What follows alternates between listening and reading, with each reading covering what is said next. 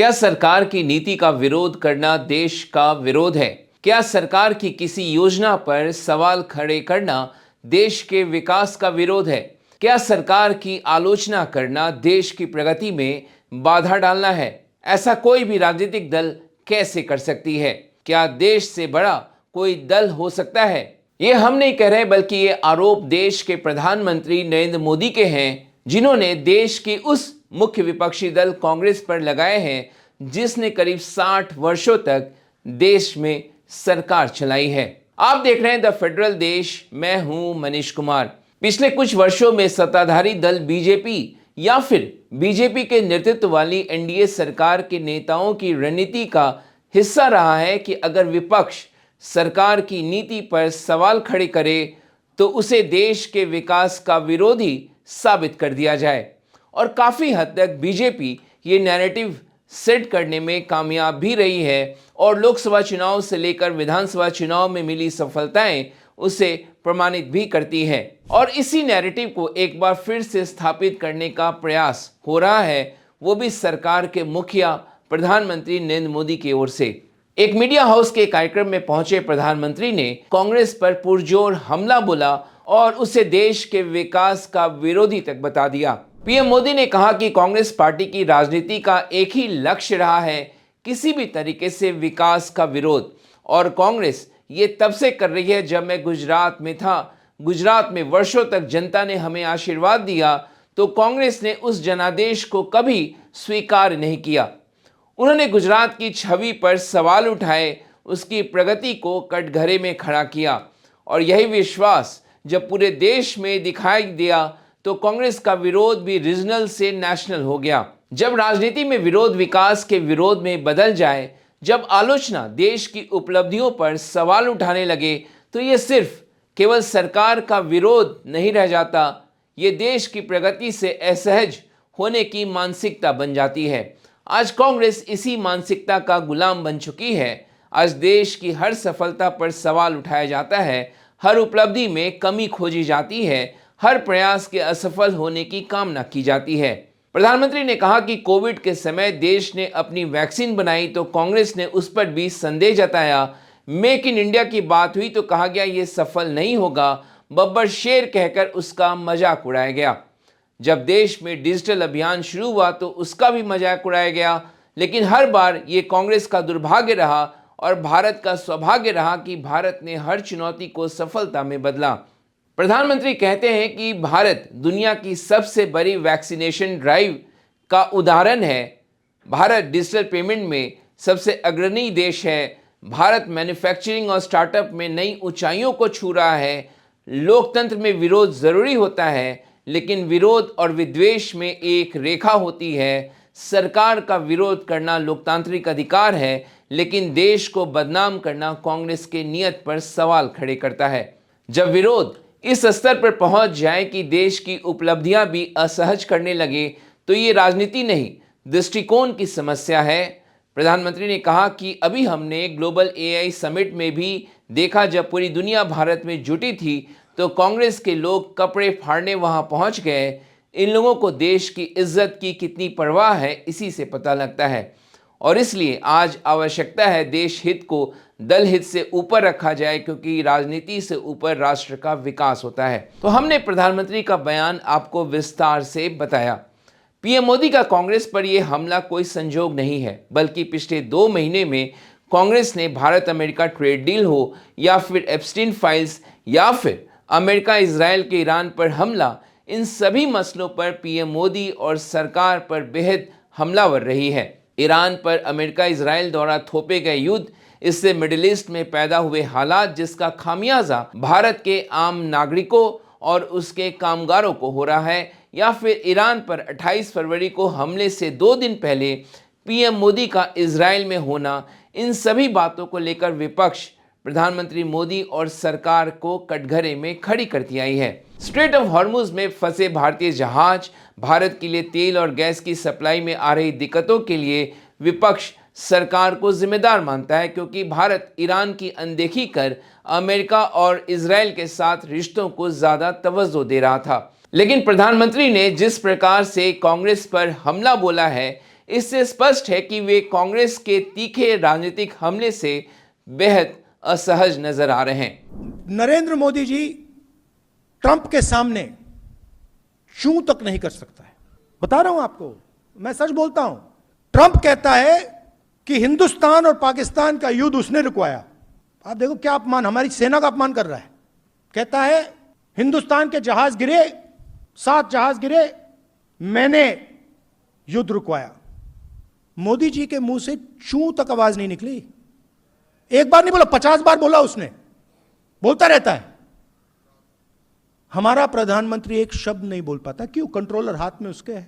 और अंत में जब मोदी जी का कंट्रोल उधर है तो सबसे ज्यादा चोट आपको लगती है, क्योंकि आपका प्रधानमंत्री आपके लिए काम ही नहीं कर रहा है, आपकी रक्षा ही नहीं कर सकता। मोदी सरकार इस बात को लेकर हमेशा अपनी पीठ थपथपाती रही है कि भारत दुनिया की चौथी सबसे बड़ी अर्थव्यवस्था बन चुका है और तीसरी बड़ी अर्थव्यवस्था बनने वाला है। लेकिन पीएम मोदी के पहले कार्यकाल के दौरान मुख्य अर्थशास्त्री रहे अरविंद सुब्रमण्यम ने यह दावा कर दिया है कि साल 2011 से 12 से लेकर 2023-24 के बीच 1.5 से 2% तक जीडीपी ग्रोथ के आंकड़े को बढ़ा चढ़ाकर पेश किया गया है। साल 2015 में मोदी सरकार ने जीडीपी मापने के तरीके को बदल दिया था, जबकि 2004-05 से लेकर 2011-12 के बीच 1 से 1.5% जीडीपी ग्रोथ के आंकड़े को कम कर बताया गया है। ये कहना अरविंद सुब्रमण्यन का है। स्टार्टअप्स को लेकर भी सरकार वाहवाही लेने की कोशिश करती रही है,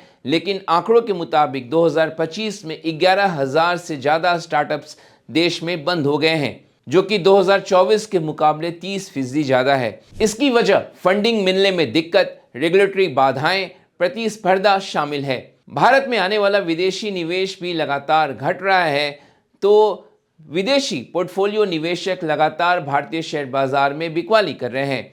मार्च में अब तक करीब 90,000 करोड़ रुपए का निवेश वे निकाल चुके हैं। 2026 में 1 लाख करोड़ रुपए तक की बिकवाली वे कर चुके हैं। तो अमेरिकी डॉलर के सामने रुपया बेसुध है। $1 के मुकाबले रुपया 100 के लेवल को तोड़ सकता है, जो अभी 94 रुपए के करीब कारोबार कर रहा। चुनावों के आनन फानन में वोटर लिस्ट के स्पेशल इंटेंसिव रिवीजन पर जब विपक्ष सवाल उठाता है तो उसे बांग्लादेशी घुसपैठियों के साथ बताकर उस पर राजनीतिक हमला शुरू कर दिया जाता है। इन मुद्दों के जरिए विपक्ष सरकार को संसद से लेकर सड़क तक घेरने की कोशिश करती रही है, उससे जवाब मांगती रही है, लेकिन विपक्ष के विरोध को, उसकी आलोचना को भारत विरोध बताने की देश में एक नई परंपरा शुरू हो चुकी है। जबकि यही दल जब विपक्ष में थे तो सरकार को घेरने का एक मौका नहीं चूकते थे। अब बात कर लेते हैं देश में एलपीजी किल्लत की, जिसे दूर करने के लिए सरकार लोगों से पीएनजी में शिफ्ट करने के लिए कह रही है। अमेरिका, इजराइल और ईरान के बीच शुरू हुए युद्ध के बाद से एलपीजी की किल्लत से देश जूझ रहा है। सरकार का फोकस पीएनजी कनेक्शन के विस्तार की ओर है। केंद्र सरकार घरेलू उपभोक्ताओं से घर में खाना पकाने के लिए पीएनजी कनेक्शन लेने की अपील कर रही है, तो बड़े शहरों और शहरी इलाकों के कमर्शियल एलपीजी उपभोक्ताओं से आग्रह किया जा रहा कि वे जल्द से जल्द पीएनजी में शिफ्ट हो, ताकि एलपीजी की उपलब्धता पर बन रहे दबाव को कम किया जा सके। सरकार ने बताया कि जब से ये संकट शुरू हुआ है तब से करीब 2 लाख एलपीजी उपभोक्ता पीएनजी में शिफ्ट हो चुके हैं। साथ ही सिटी गैस डिस्ट्रीब्यूशन नेटवर्क के विस्तार पर लगातार काम किया जा रहा और लोगों को एलपीजी से पीएनजी में पलायन करने के लिए प्रेरित भी किया जा रहा। लेकिन इसके इतर हकीकत ये भी है कि देश के कई राज्यों से लेकर मेट्रो शहर हैं जहां अभी भी सिटी गैस डिस्ट्रीब्यूशन नेटवर्क का विस्तार नहीं हुआ है, जिससे उपभोक्ताओं को पाइप के जरिए खाना पकाने वाले गैस की सप्लाई की जा सके। देश के 34 राज्यों और केंद्र शासित प्रदेशों के 733 जिलों में सिटी गैस डिस्ट्रीब्यूशन योजना लागू है और अब तक देश के लगभग पूरे 307 भौगोलिक क्षेत्र को इस योजना के दायरे में लाया जा चुका है। सरकार ने संसद में बताया कि 2034 तक 12.6 करोड़ पीएनजी कनेक्शन देने का लक्ष्य तय किया गया है, जबकि पिछले 5 वर्षों में 90 लाख से भी कम पीएनजी कनेक्शन दिए गए हैं। 31 दिसंबर 2025 तक देश में कुल 1.62 करोड़ ही पीएनजी कनेक्शन दिए गए थे, लेकिन सरकार के 2034 तक 12.6 करोड़ पीएनजी कनेक्शन देने के लक्ष्य में लाल फीताशाही और स्थानीय अड़चनें पानी फेर सकती है। पेट्रोलियम राज्य मंत्री सुरेश गोपी ने खुद संसद को बताया कि पीएनजी नेटवर्क के विस्तार में सबसे बड़ी समस्या अलग अलग विभागों से अनुमति मिलने में देरी है, जिसके कारण कई जगहों पर पाइपलाइन और गैस कनेक्शन का काम धीमा हो जाता है।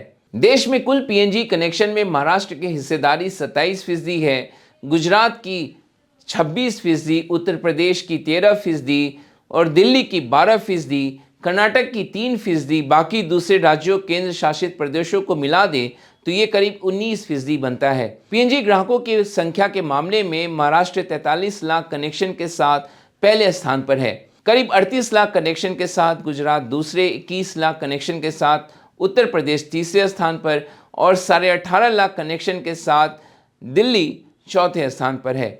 सरकार ये दावा कर रही है कि अगले 9 वर्षों में देश में कुल घरेलू पीएनजी कनेक्शन की संख्या बढ़कर 12.5 करोड़ से ज़्यादा हो जाएगी, जो कि फिलहाल 1.62 करोड़ है। यानी मौजूदा समय से करीब 8 गुना ज़्यादा कनेक्शन बढ़ने का अनुमान सरकार जता रही है, जबकि बीते 5 वर्षों में सिटी गैस डिस्ट्रीब्यूशन नेटवर्क के जरिए दिए गए घरेलू पीएनजी कनेक्शन की संख्या 90 लाख से भी कम है। ऐसे में सरकार का ये लक्ष्य अति महत्वाकांक्षी नजर आता है। केंद्र सरकार ने सभी राज्यों और केंद्र शासित प्रदेशों को पत्र लिखकर सिटी गैस डिस्ट्रीब्यूशन नेटवर्क के विस्तार के लिए जरूरी मंजूरी देने के लिए कहा है। इससे पहले विजन 2040 के नाम से भारत में प्राकृतिक गैस के इंफ्रास्ट्रक्चर को मजबूत करने के लिए डीके सराफ की अध्यक्षता वाली हाई लेवल कमेटी ने नवंबर 2025 में petroleum and natural gas regulatory board को अपनी रिपोर्ट सौंपी, जिसमें घरेलू उपभोक्ताओं के बीच पीएनजी कनेक्शन को बढ़ावा देने के लिए हर घर पीएनजी प्रज्वला स्कीम शुरू करने की सिफारिश की गई, जिससे देश में पीएनजी कनेक्शन को बढ़ावा दिया जा सके। साथ ही इसके लिए सरकार को एलपीजी कनेक्शन को बढ़ावा देने वाली प्रधानमंत्री उज्ज्वला योजना और प्रधानमंत्री जनधन योजना के तर्ज पर डायरेक्ट बेनिफिट ट्रांसफर वाली फिजिकल इंसेंटिव स्कीम शुरू करने का भी सुझाव दिया गया है। इसके तहत उपभोक्ताओं को एक बार लगने वाले कनेक्शन चार्ज पर सब्सिडी के साथ गैस के खपत पर आर्थिक सहायता देने की वकालत की गई है, जिससे आर्थिक रूप से कमज़ोर परिवारों के लिए पीएनजी कनेक्शन एलपीजी से सस्ती पड़े। आपको ये जानकर हैरानी होगी कि देश में पहला घरेलू पीएनजी कनेक्शन 1972 में वडोदरा गैस लिमिटेड द्वारा वडोदरा में दिया गया था। यानी पीएनजी और सिटी गैस डिस्ट्रीब्यूशन सेक्टर का विस्तार पिछले 5 दशकों से देश में चल रहा है, लेकिन हाल के वर्षों में इसकी रफ्तार बिल्कुल कछुए के चाल के समान हो गई। लेकिन बड़ा सवाल कि क्या एलपीजी क्राइसिस के बाद पीएनजी का विस्तार बढ़ेगा, ये तो आने वाला समय ही बताएगा। तो आज आपको हमारा ये वीडियो कैसा लगा, कमेंट बॉक्स में जाकर ज़रूर कमेंट करिए। हमारे वीडियो को लाइक और शेयर करना बिल्कुल ना भूलिए। और अभी तक आपने द फेडरल देश के यूट्यूब चैनल को सब्सक्राइब नहीं किया है तो उसे ज़रूर सब्सक्राइब करें। आज ये वीडियो देखने के लिए आपका बहुत बहुत शुक्रिया। धन्यवाद।